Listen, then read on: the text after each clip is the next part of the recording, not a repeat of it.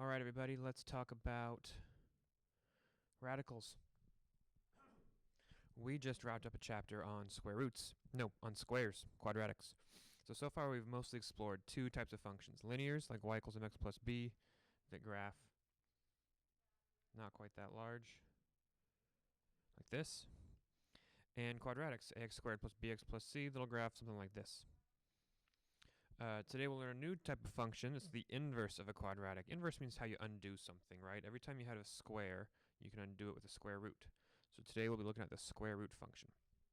Let's graph the simple, most basic version of a square root function. So just f of x equals the square root of x. Now I'm going to graph this by just plugging in some numbers for x and seeing what I get out for y. You know, the simple point to plug in for x is 0. If you plug in a 0 for x, I'm doing the square root of 0, and the square root of 0 is just 0. It's the point 0, 0. I can also plug in a 1, and the square root of 1 is just 1, so that's the point 1, 1. Now you might think at this point we have a nice clean little pattern, but if I do 2, I don't actually know what the square root of 2 is. Like, I could plug it in my calculator and find it. It's going to be some decimal of some sort, 1 point something, but I'm not sure what it is. So I'm not going to graph 2, and I'm not going to graph 3. The next point I'm going to graph is 4, because I know what the square root of 4 is. It's 2. You plug in a 4 for x, you get out a 2. There's the point 4, 2. To make this easy on me, I want to plug in the smart points. I call them smart points. Smart points are the points that make this calculation the easiest. The points that make the graphing not involve decimals if possible, not involve fractions or weird points, but nice clean ones.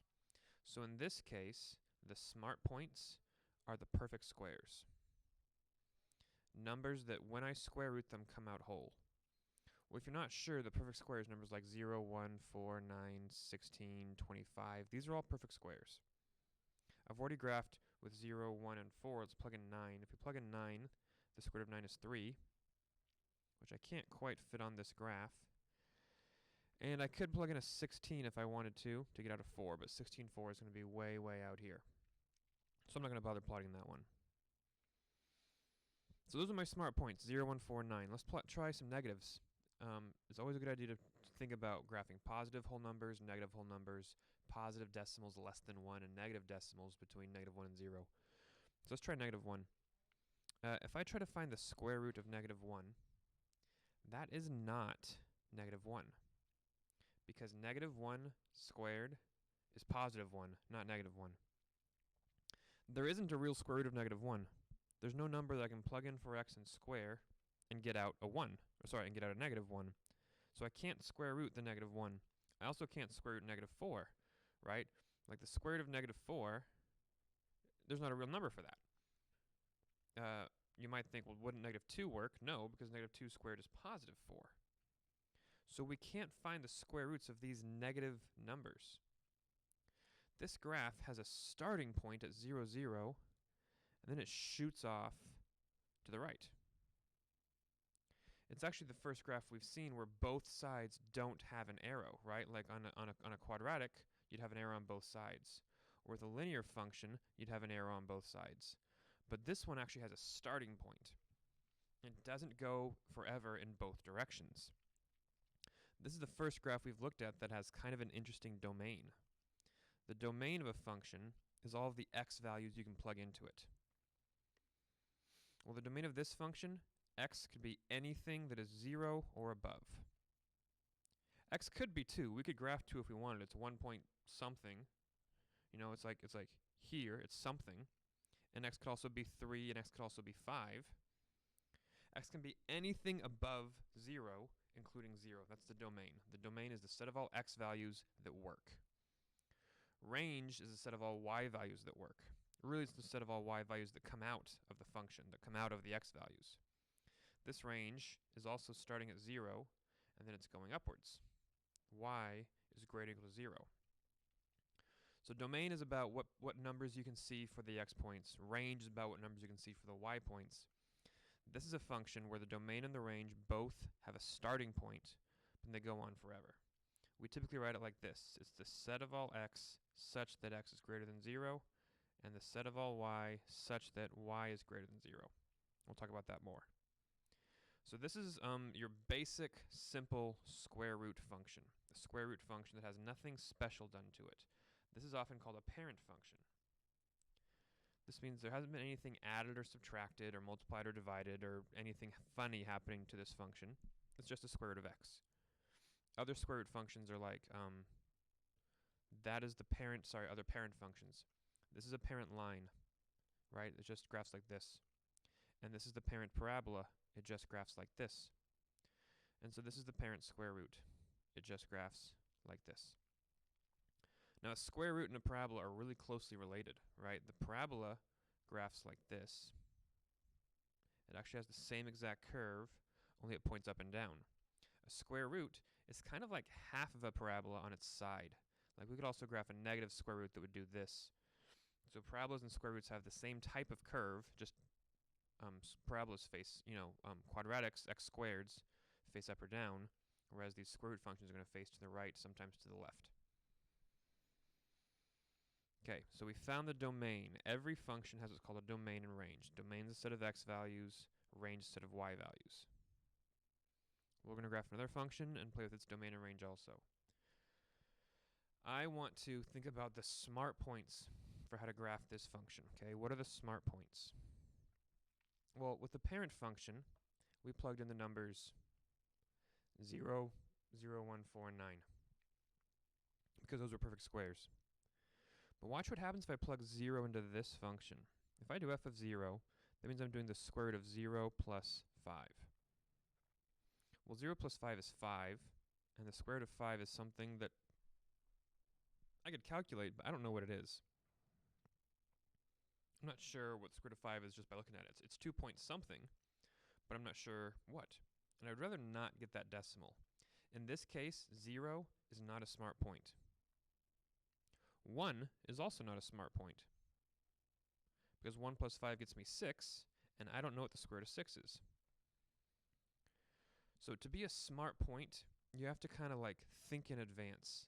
The fact that we're adding 5 to everything is changing how we're going to go about graphing this. I don't want to plug in the numbers 0, 1, 4, and 9 for x necessarily. I want to plug in numbers so that when I do x plus 5, I get out 0, and I get out 1, and I get out 4, and I get out 9. I want to plug in numbers for x that make it so that I can do the square rooting really easily. So the first number I want to plug in is actually negative 5. Why negative 5? Well, if I actually solve this equation here, I get x equals negative 5. If I plug in negative 5 for x, like if I do f of negative 5, that becomes the square root of negative 5 plus 5, which becomes the square root of 0, which is just 0. Ooh, it's a nice clean point, negative 5, 0. That's my first smart point. I want to plug in numbers for x such that x plus 5 equals 0, 1, 4, 9. So I also want x plus 5 to come out to 1. Well, if I want x plus 5 to equal 1, I want x to be negative 4. And if you're not sure how I got that, it's because I thought, oh, I can just take this equation right here and solve it. I can subtract 5 from both sides, and that gives me x equals negative 4. Now, watch what happens if I plug in negative 4. F of negative 4 is the square root of negative 4 plus 5, which is the square root of 1, which is 1. I get a nice, clean, pretty number, negative 4, 1. See if you can figure what the next 2 points I'm going to plug in are.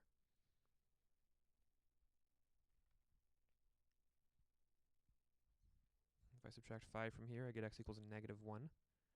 If I plug in negative 1 for x, if I do f of negative 1, that becomes the square root of negative 1 plus 5, because I'm always plugging into this function here, right? I'm plugging into this x right here. Negative 1 plus 5 is 4, and the square root of 4 is 2.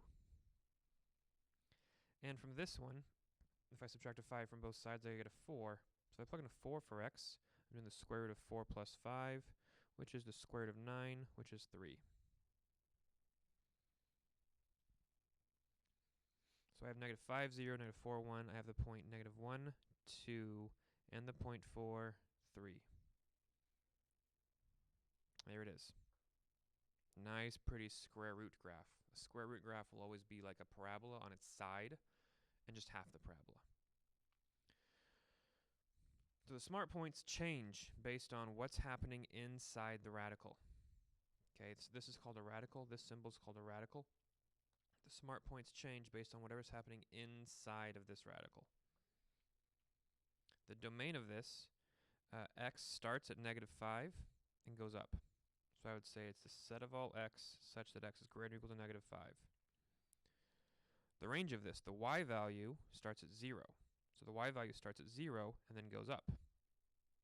So the range is y is greater or equal to 0. So we'd say it's the set of all y such that y is greater or equal to 0. There's our domain and range. So you can look at your very first point with these graphs and see where your domain and range start. The x values started at -5 and went to the right. The y values started at 0 and went up. So there's my domain and my range. I think we have one more. Yep. This has a multiplier in front. Okay, read this as -2 times the square root of x minus 1. So it's got that multiplier in front. We'll see what that does. Just so you know, you can have stuff inside the radical and stuff outside the radical. Like if I wanted, I can make a function that was like -3 times the square root of 4x minus 6 plus 2. And this plus 2 is not inside the square root, and this -3 is not inside the square root. Just the 4x minus 6 is inside the square root. So you have to be aware of what's inside the radical and what isn't inside the radical. In this case, the x minus 1 are both inside the radical. Okay, let's think about smart points. I want this. I want the stuff inside the radical to come out to the numbers 0, 1, 4, and 9. That's what I want the result to be of my inputs.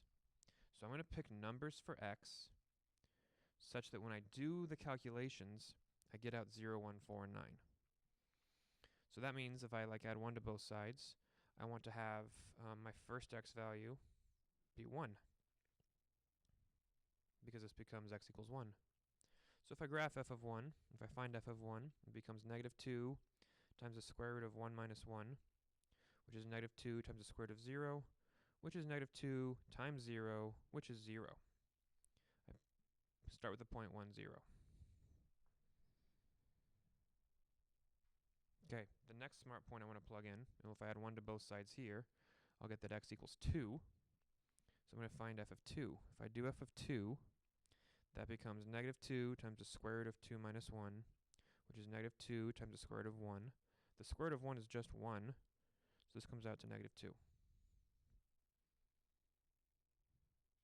Which is kind of interesting. It went down and to the right. Okay, the next smart point I want to get is 5. I'll plug in a 5 for x. If I do f of 5, that's -2 times the square root of 5 minus 1, which is -2 times the square root of 4. And the square root of 4 is just 2, so this is -2 times 2, which is -4. Plug in 5, get out -4. And the last one is 10. I don't know if I can fit x equals 10 on here very well. When you're doing these graphs on your homework, I recommend that you move the x and y axis over here if you need to, change where the y axis is to make things fit. I was trying to use the same grid each time. So if I plug in 10 for x, if I do f of 10, it's going to become -2 times the square root of 10 minus 1, which is -2 times the square root of 9, which is -2 times 3, because the square root of 9 is 3. -2 times 3 is -6. So 10 -6 would be